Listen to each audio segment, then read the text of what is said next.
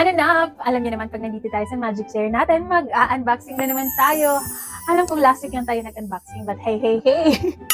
Why not? This week na naman. So, ayun. Actually, magpapa-change lang sana ako ng wallet. Kasi yung wallet ko, ganito siya.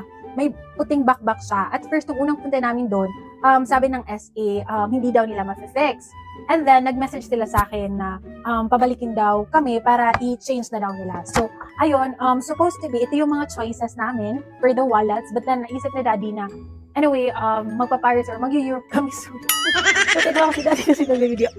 Doon na lang bibili ng wallet. So, anyway, for the bag na lang kasi parang lumiliit na yung collection ko. So anyway, papakita ko na siya.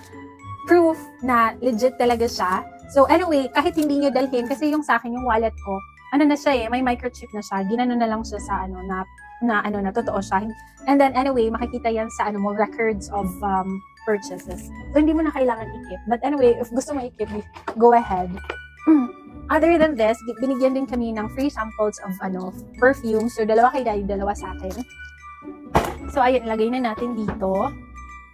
And then, ito na din. So, tada! So, ito yung pinagpipilian ko. But then, ito talaga yung winner. Kasi, binabalik-balikan ko siya ever since nung February, nung galing kami ng London. So, parang gusto ko na siyang bilhin. But then, so, nagdadalawang. So, ayan.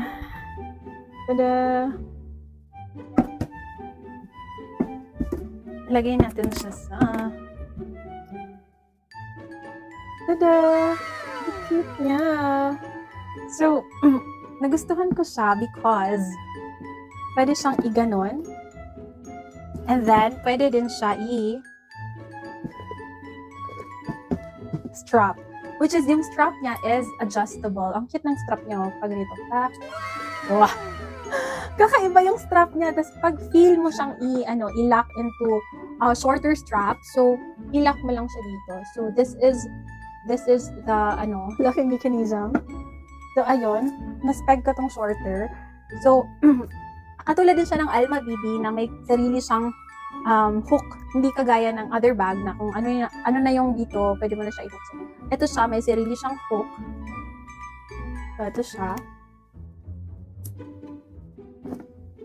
And then, i-try muna natin siyang i-open. And the outer layer, maganda siya kasi two-tone siya. The same siya ng Pushat na Tesco. And then, the same din siya ng lock. Na ganun, i-ganun lang. The same din siya sa aking, LV Papillon. So, mas gusto ko mga ganitong lock kasi may mysterious. So, isa lang yung, card holder niya sa loob. And then, interior niya is totally black.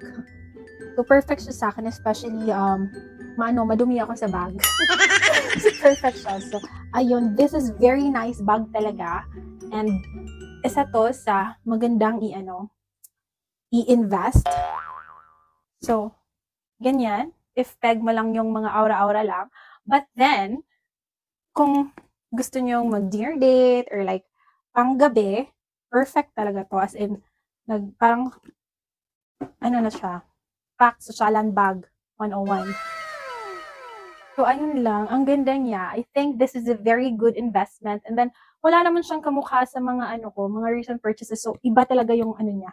Ito lang, Pushat na tas magkaka-same sila ng ng leather, but then, yung design is kakaiba. Alam niyo naman, gusto ko yung kakaiba. So, ayun lang. I hope you enjoy our unboxing for today. See you next week. Tara! See you for our next unboxing. Bye for now!